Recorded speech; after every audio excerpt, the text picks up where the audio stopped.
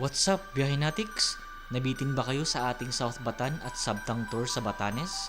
Tara, samahan niyo ako sa huling bahagi ng ating adventure, this time sa Nort Batan.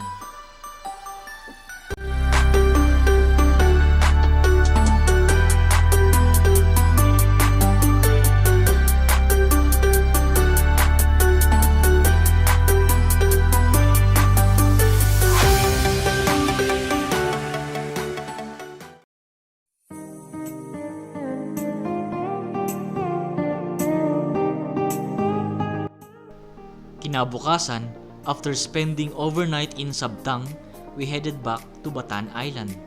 This time, mas tahimik at kalmado ang karagatan.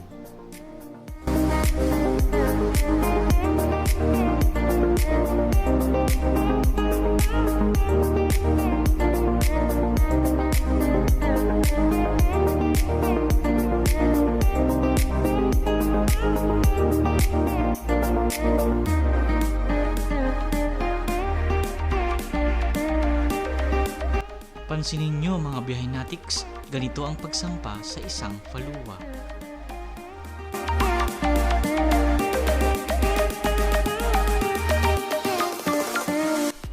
Kadalasan, inuuna ng mga turista na pasyalan ang Nort Batan, but in our case, it's the other way around.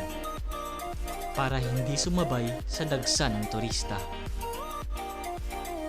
This arc is the first to welcome you in Nort Batan. Welcome to Basco, BiyaheNiDrin.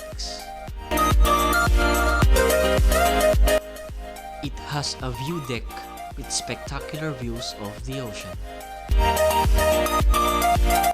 This church sits atop of a hill overlooking Mount Iraya and the town of Basco. A few minutes away from Mount Carmel Church is the Pagasa weather station. It is the northernmost station of Pagasa, serving as the reference point for weather forecast. However, one radar on the right side collapsed after the island was hit by Typhoon Freddy in 2016.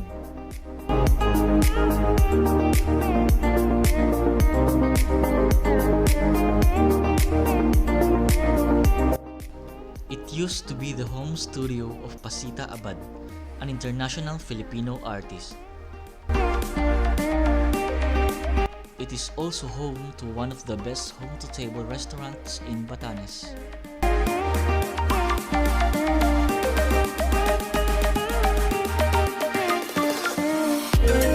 The tunnel served as a shelter for Japanese soldiers during World War II.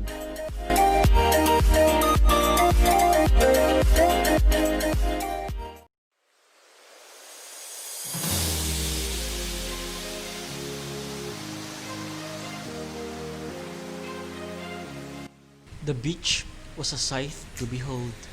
The sound of the waves crashing on the boulders spread out along the shoreline. It was music to my ears.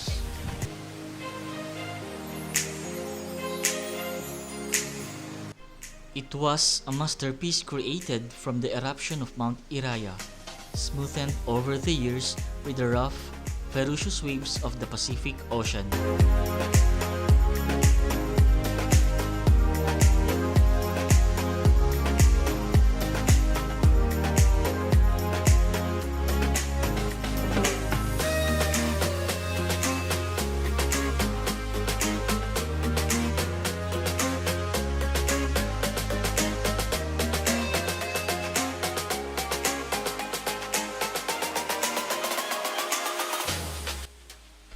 Mount Iraya is an active volcano and the highest point in Batanes that towers over Basco.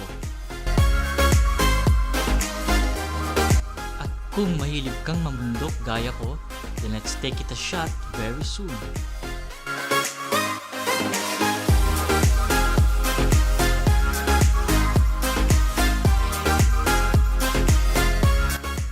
This was definitely one of the highlights of our Nort Batan tour.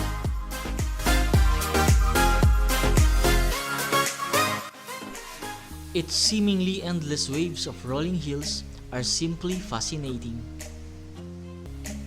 At ang best part nito mga behenatix ay nasa tabi lamang ang isang deep blue sea.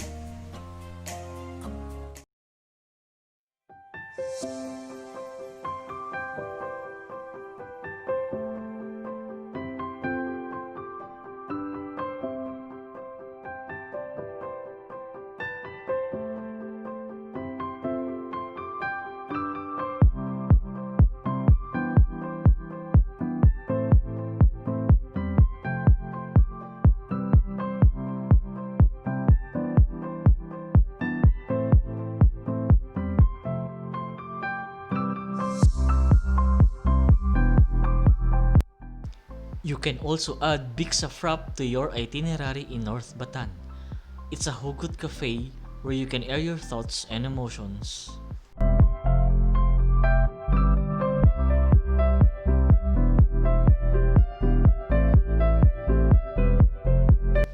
We spent that late afternoon biking around Basco town proper.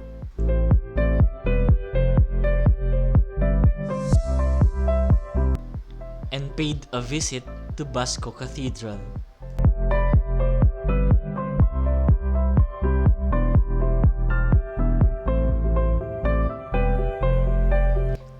The best way to end our 3-day tour in Batanes is to pose for a photo under the constellation of stars and with the lighthouse as our backdrop.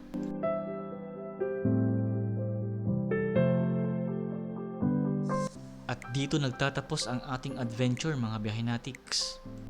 Sa takdang panahon ay atin namang papasyalan ang pinakatuktok na isla ng Batanes, ang Itbayat, na siyang malapit sa bansang Taiwan.